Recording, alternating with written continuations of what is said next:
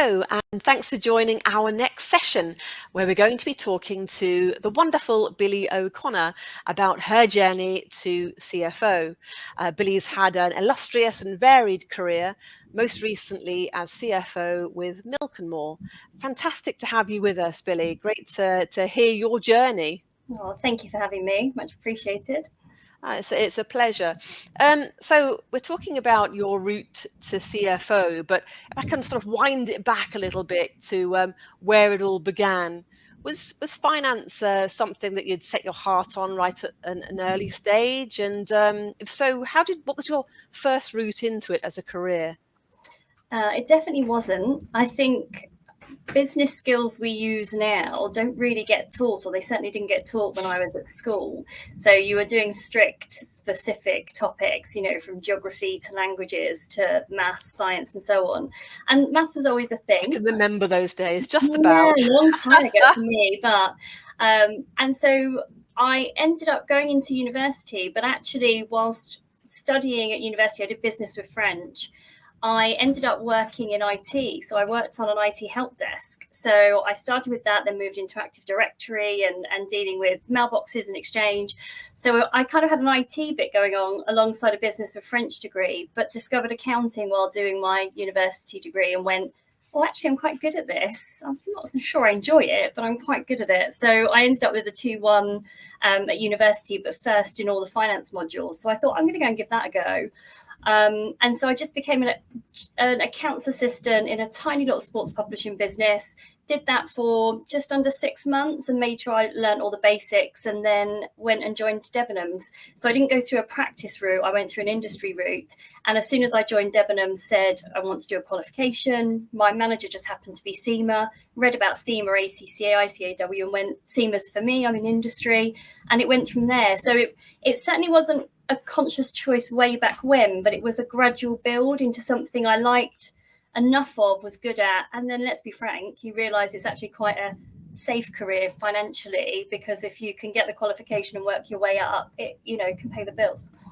Absolutely, it can be something that can be quite stable, but it's interesting that you recognize that about yourself at quite an early age.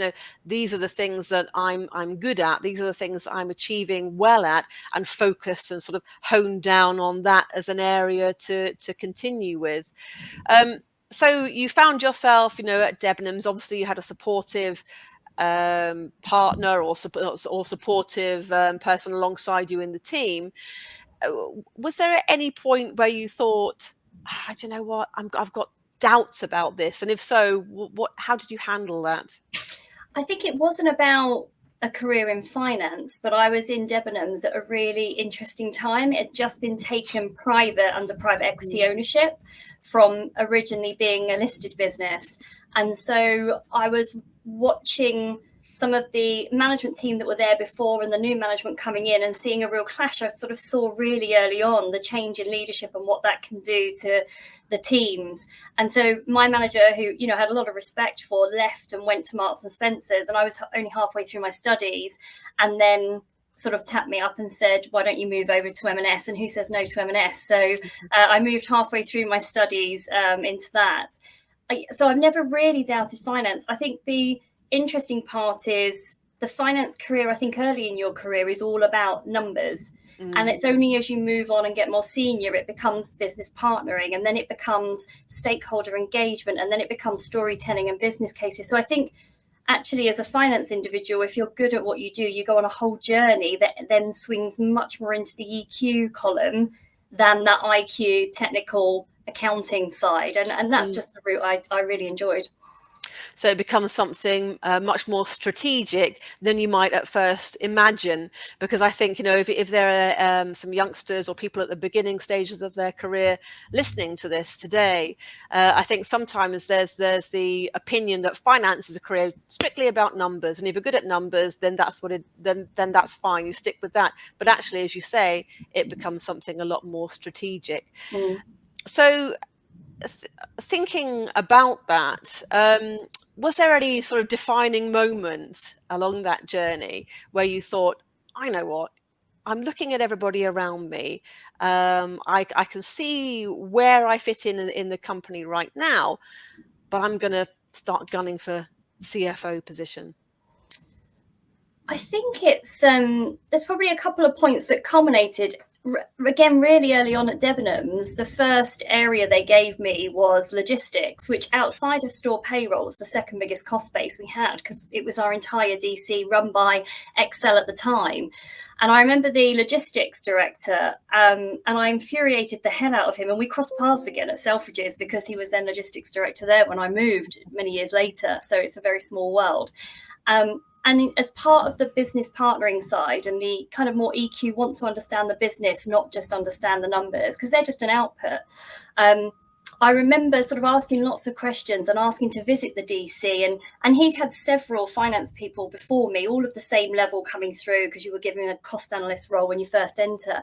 And he was like, honestly, you are the child. You just keep asking why, and it doesn't matter what answer I give you, you have another why. And at the time, I guess I look back, I should have been offended by the nickname of the child, but I switched it on its head and went, no, I'm quite happy with that badge, because if you feel like you've got to answer 5 why questions before I'll sign something off, I think that's a good thing. So I think I carried that with me. The real understanding of the business is what really makes that strategic partner, even very early on.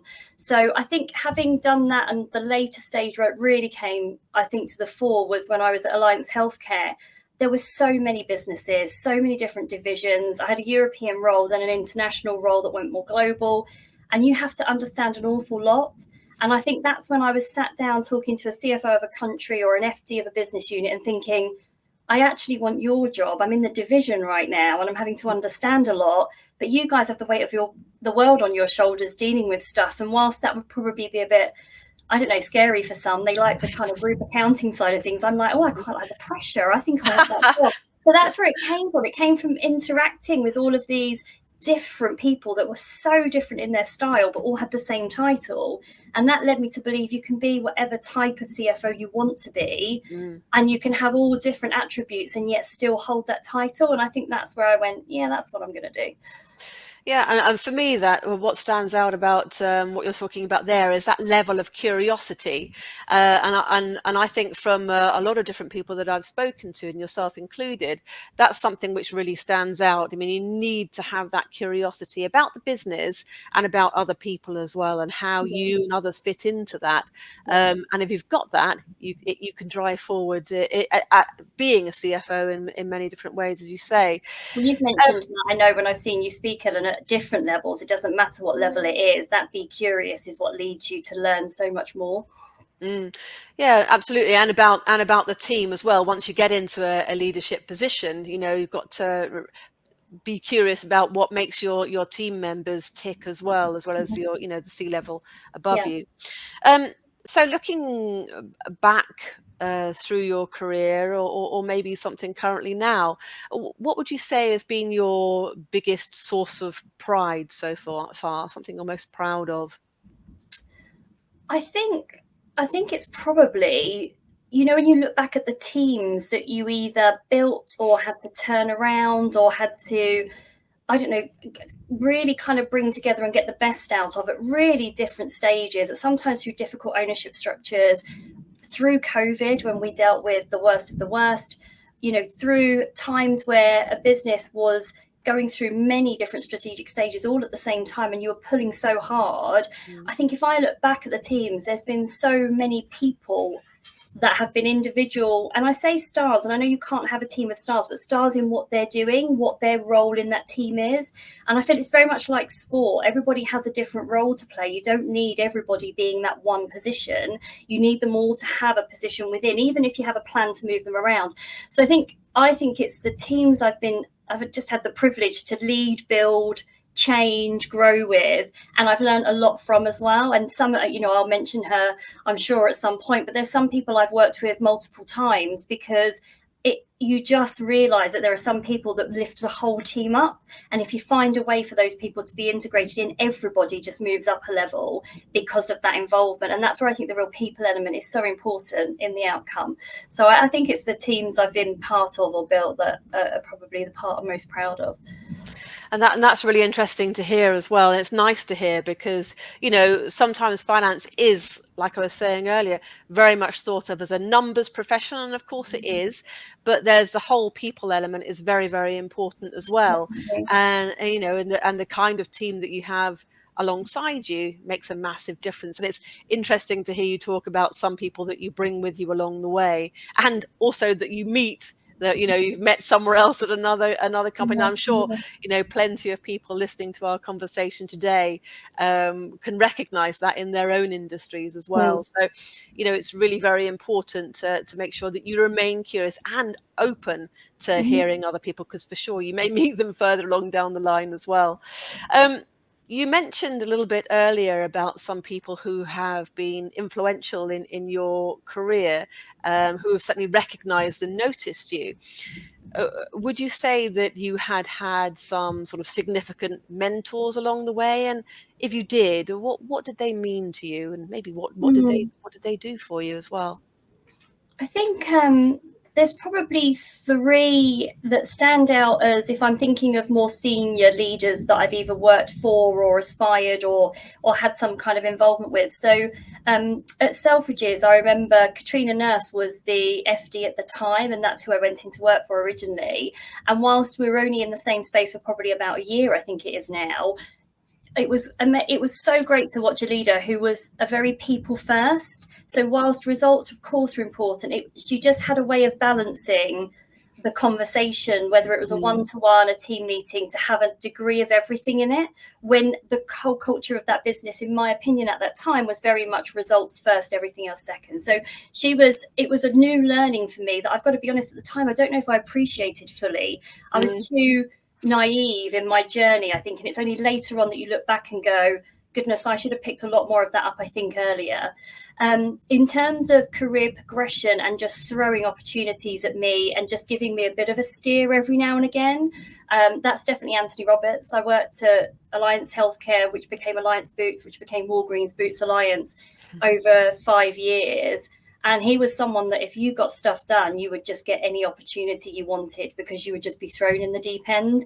So I travelled, I did a lot of hours. So he was smart to, support the people that do the work. But he just genuinely had a way of managing so many different stakeholders with different personalities from different cultural backgrounds, and at really senior level as well. I adored working for him. I think he was brilliant, and he brought a really great team together, and has continued to be a huge source of support even in Touchpoints now, which is many years later.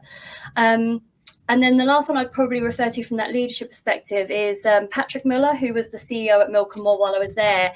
It's not often that you meet somebody who could sit in an ivory tower and not be part of the day-to-day, who you would get to the office at 7:15, because I'm a morning person, and then he would walk in looking slightly dishevelled at 7:30, and it's because he's been on a overnight milk round and wanted to understand what was going on with the drivers, what the hats and safety gear really was working like. He came back with actual stories from what was going on, and we all had to, and most of us wanted to, but we all had to go and do a milk round. So he just, obviously you have ups and downs with different bosses, but he just had a work ethic and a desire to learn from the ground floor up that I just really appreciated. So I think the combination of all those different pieces, I hope I've picked up along the way. I think my final one is that you actually can learn just as much from your team. And so Justina Munich she started off, I think, as a finance manager at Alliance Healthcare and grew into a serious financial controller there, who ran our entire IT finance shared services function, built up country by country, dealt with all the audit, tax, everything. And so when I went to Milk and More, luckily she was in a state of change from a different business, and so I brought her in, and she was then financial controller there and was part of the sale process we did. She built a really strong team. So I think you learn internally as well from the people that are in your team, because they can do the heavy lifting when you're not available. They will tell you. She would walk into our exec meetings, which you just wouldn't do, to bring my lunch because I'd forgotten to have lunch 2 days in a row, and she'd go, it's not okay for you not to eat, and she would put down a sandwich and then leave, and the rest of the exec would just find that quite amusing. But she just had a way of managing people that just worked. So I think they're probably like my along the way people I've admired, respected for all very different reasons. It's fascinating to hear all of those different stories, and it's great as well. They've all brought along something different as well to your journey, and I guess a culmination of those different aspects you bring in to bear on your own personality and your own leadership style, and develop something of your own as a in relation to those different areas. And for me, hearing those stories, it sounds to me like you were trusted as well, and you appreciated that trust from everybody that you were alongside, and then able to build on that from a productivity sense as well. And I guess it's great to hear that people who are leading huge organizations can still be so down to earth too. Absolutely. So, Yeah. no, that's fantastic. Thinking about a role in finance and some of the blogs and stories I'm sure that we've all read, finance always seems to be at the center of an organization, and is talked about as having a bird's eye view of what happens in that organization. Would you say that is true, and how has that sort of manifested itself in your own career? I think it absolutely can be if you want it to be. I think it's a huge opportunity, and I think it's probably why we're seeing more and more. There's been a trend where the CFO, maybe let's say 20 years ago, the CEO might have wanted them to become the CFO to become the CEO as the successor, but it's not been something traditionally. Maybe it's been comfortable because of the traditional CFO, maybe. But Yeah. I think if you want to be more than a numbers person, you want to gain more responsibility, you want to learn more, that becomes the more natural progression. So I think the finance role can be so much more than what the traditional finance numbers was. But I do think it's really important, and I think it is missing in some people's careers, is you do still have to go back and make sure you have incredibly strong financial controls in place, that you've got a really good understanding of what's going on, that you've built a team that has all those right skill sets. Because if you're off over here doing strategy and touring different, I don't know, shops or DCs or whatever it is, and you've missed the fact that there's a fundamental flaw in your balance sheet, then actually you've been a terrible financial director or CFO, and all of this bit doesn't matter. So you really need to make sure the hygiene factor of really strong controls and good team is there before you start branching out too broadly. But yeah, I think it's a fantastic role. I love it. Absolutely love it. So belts and braces first, Yeah. and then everything else around the outside of that. Definitely. So is being a CFO what you thought it would be?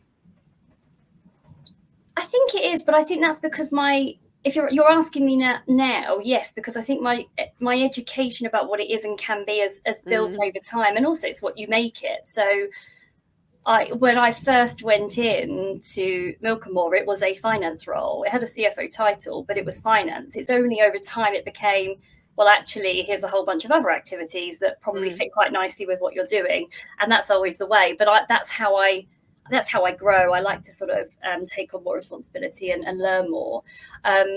So no, I don't think there's any surprises for me, other than that, like I mentioned, that shift in the middle where you suddenly learn it's not really about numbers. The numbers are the output of the activity, and the activity is happening with people, whether it's in logistics or in the stores, or whether it's on a pitch, or whether that's where things are happening that deliver those numbers, and that's the chain of understanding you need to make. So I think that's been good. I think I hadn't appreciated until my first, FD to MD role at Selfridges and then CFO role at Milkamore, how important that relationship is between either the MD and the FD, or the CEO and the CFO. Because I think if that isn't one of trust and the ability to have some good conversations, but then be aligned in public, I think that's when I'd probably find it more challenging to do that role. And I'm just very lucky that the two people I've had in that part of the journey have been people I've really enjoyed sparring with, but then also moving a business forward with. Yeah, and I guess it is around those conversations, making sure that they happen in the first place, I guess, and that there's not too much, ego involved in protecting different areas as well. So what would you say, maybe looking back at the last few roles, what's been some of your biggest challenges that you've had to overcome, and how did you go about addressing them? I think anything involving people is difficult, but I think there are ways of doing difficult things the right way. So, industry, whatever industry you're in, the chances are you've been through a pretty tough few years. Even if you did really well during COVID, you've probably come out the back not the right size or not on the same trajectory. You might have gone through COVID and had a horrendous time results wise, and you're trying to build back during a consumer crisis. Whatever industry you're in, you're likely to have had an impact.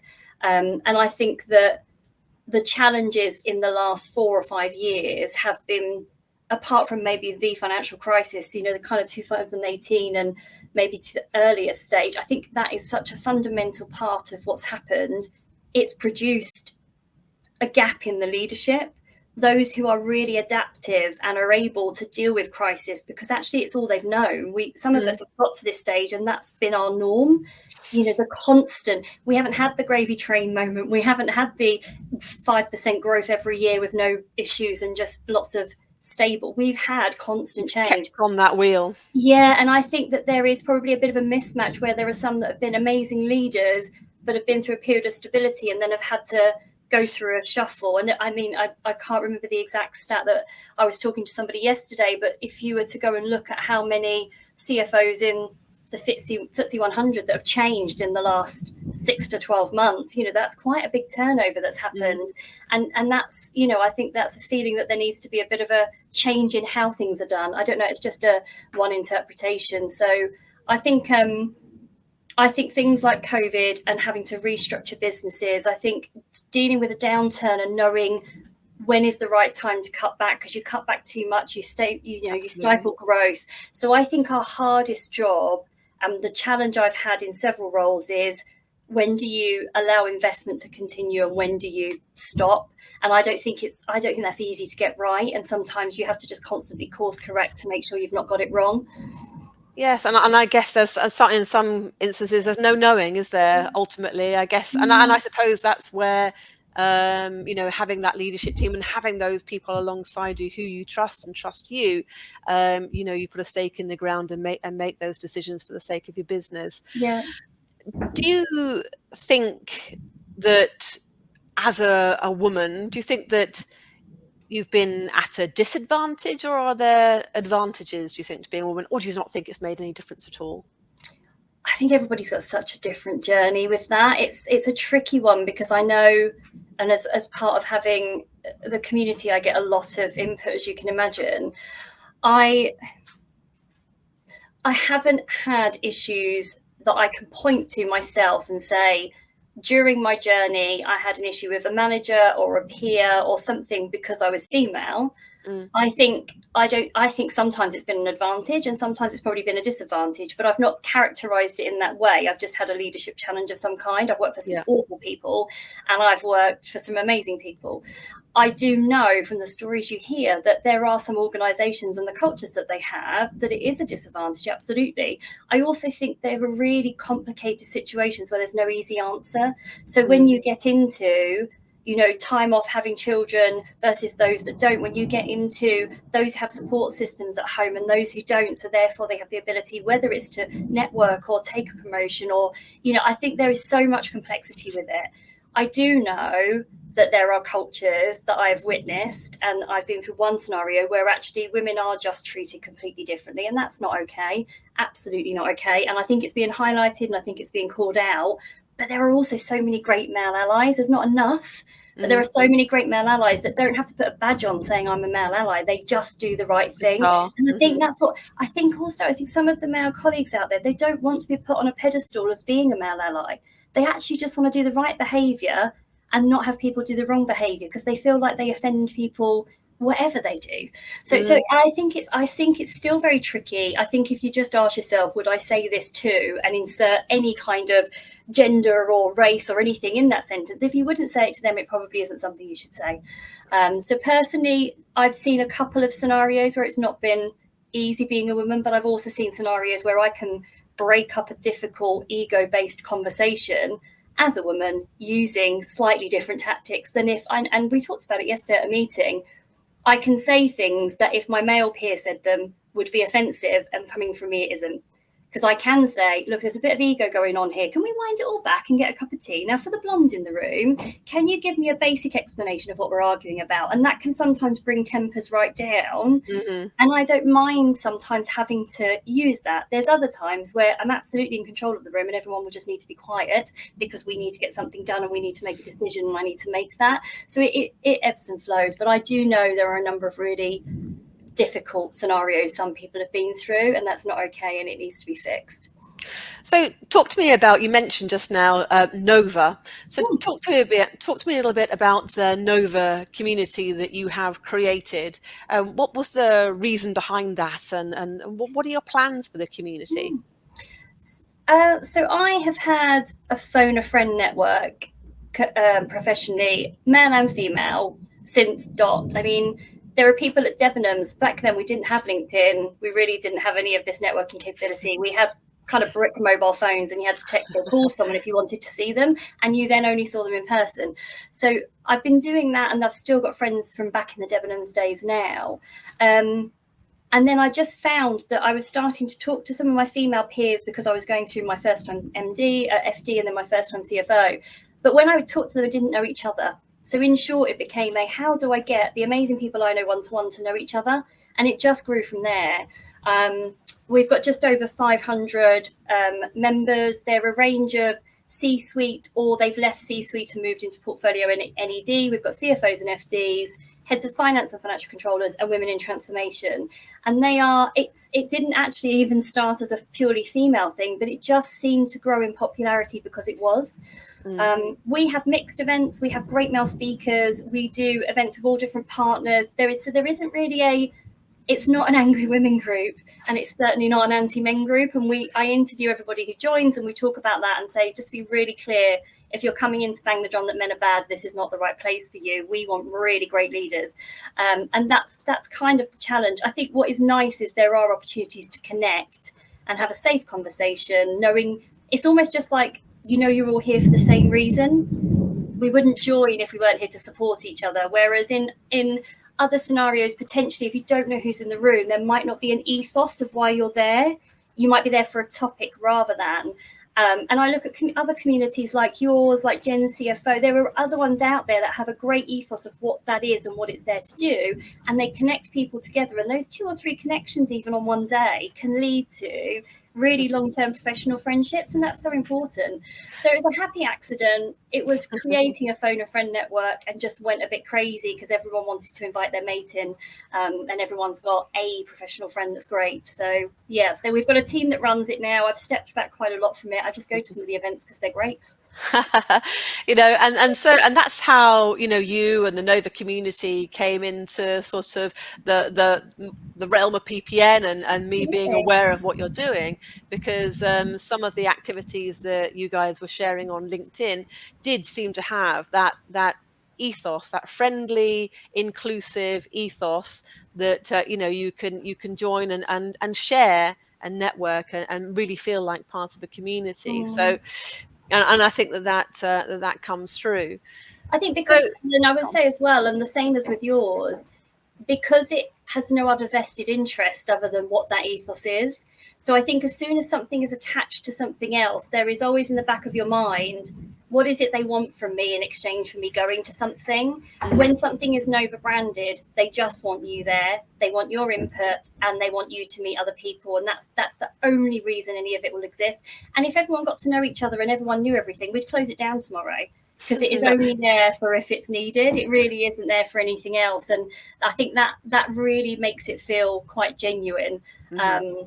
Yeah, that day is never going to happen, isn't it? Can you imagine a day where we both or all of us in the community say, that's it, we're done, we know everything, everything's transformed and we're all perfect? I mean, I don't think, but I think it is having those levels of curiosity that we were saying at the beginning of the conversation, and also just being aware that things always change, and that if you want to bring yourself and your own personal career journey along the way, and also your organization, you've just got to keep your ears open to those and open to opportunities. So just finally, Billie, I think for any aspiring CFOs listening to our conversation today, what would you say to them? Any sort of final words of advice that you'd give them?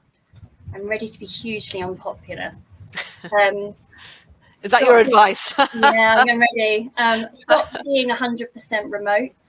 I genuinely don't feel not being around senior leaders, your peers, is helping.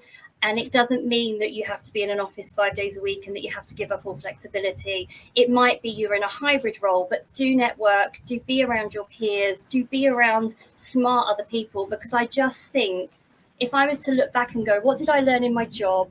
What did I learn through my social time? And what did I learn through just being around smart people on a topic nothing to do with my job? That latter is the one where I learned loads. It was lunch with my boss while he talked me through a contract that was going on about potentially buying a business in Russia, nothing to do with me, but I then suddenly learned a whole new piece, and if I wanted to know more, I could follow it up. So I just think if you are in a role where you're on a Teams call doing nothing but that every day on a topic, you are probably missing out on a whole wealth of other opportunities to learn. And that's a choice you make in order to decide what kind of leader you want to be. And that's just my personal view. And I've worked in a global business that's had lots of remote working where you've had to manage remote teams, but I've also made sure there's been a degree of togetherness, being with people in person and learning from outside your organization. I genuinely really, really feel quite passionately about having a balance. Well, thanks for sharing all of your insights with us, Billie, and that's a great point to end on, really, because I think that throughout all of our conversation today, I think that yes, you've got the belts and the braces of the numbers and process, but through everything that you've been saying about your journey, it's that people element that's really shone through, the people and curiosity. So for me, and I think probably for everybody listening, that's been the key message. You've got to make those connections. You've got to be part of a community. Well, thanks very much, Billie, sharing your journey and your route to CFO. It's been really fascinating learning everything that you've been exploring and been through over the whole of that journey. It's been great. Thanks Thanks very for much for having me. joining and sharing that with us today. Super. I'll see you soon. See you soon. Take care. Thanks. Bye-bye.